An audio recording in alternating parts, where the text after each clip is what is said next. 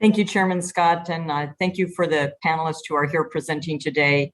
As a new member of Congress, having met as a state senator with members from AmeriCorps, members from RSVP, these findings and the findings in the OIG report are just profoundly disappointing.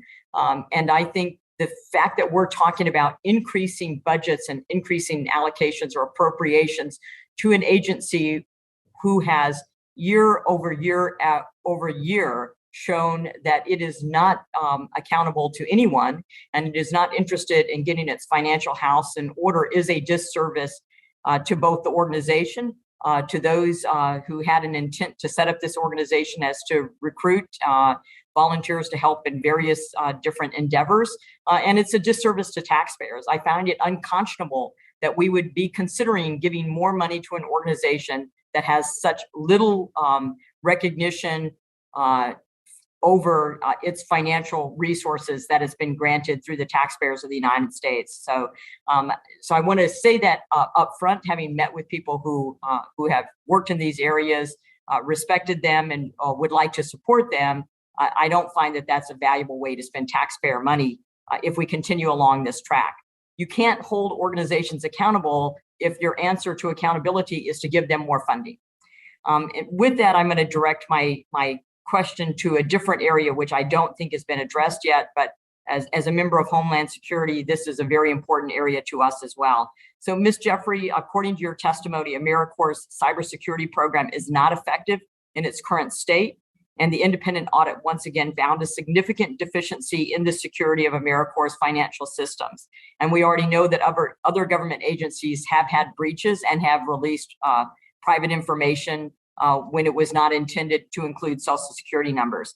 So moreover, the audit found significant issues related to AmeriCorps' security management, contingency planning, and control over access to agency data and information. All of this leaves the agency very vulnerable to a cyber attack, potentially allowing bad actors access to hundreds of thousands of individuals' personal identifiable information. So can you describe the key vulnerabilities in AmeriCorps' information technology system? How long has AmeriCorps been aware of these issues? And then how can they be addressed? So annually, IGs throughout the federal government do two things. They look at the security of financial systems as part of the financial statement audit, and they do a separate evaluation of information security programs throughout all phases of the agency. AmeriCorps has basically been stuck where it is at a relatively low level since 2018. They made some progress between 2017 and 2018, but they've pretty much stood still since then. There has been some improvement, but not enough to move the needle. And it's frightening. And is there, potential consequences if these issues aren't addressed? Could you comment on that? The potential consequences include a breach and, unauthorized release of information.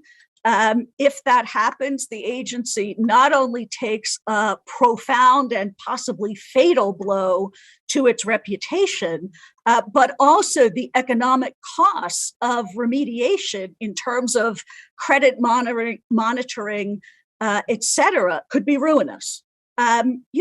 There are lots of agencies have had breaches, but we don't really have any choice about whether we deal with the Social Security Administration.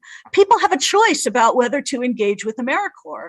And if AmeriCorps can't safeguard their information, they may just kind of vote with their feet and go elsewhere. And so what I'm hearing is not only is there a lackadaisical approach to the revenues that they have no outcome measures for the programs that they have that they could elucidate to their success other than the numbers of individuals that they reach, but they also have a lackadaisical approach to the personal identifiable information of other citizens and people who come in contact with the agency. So thank you so much. I appreciate it. I yield back my time.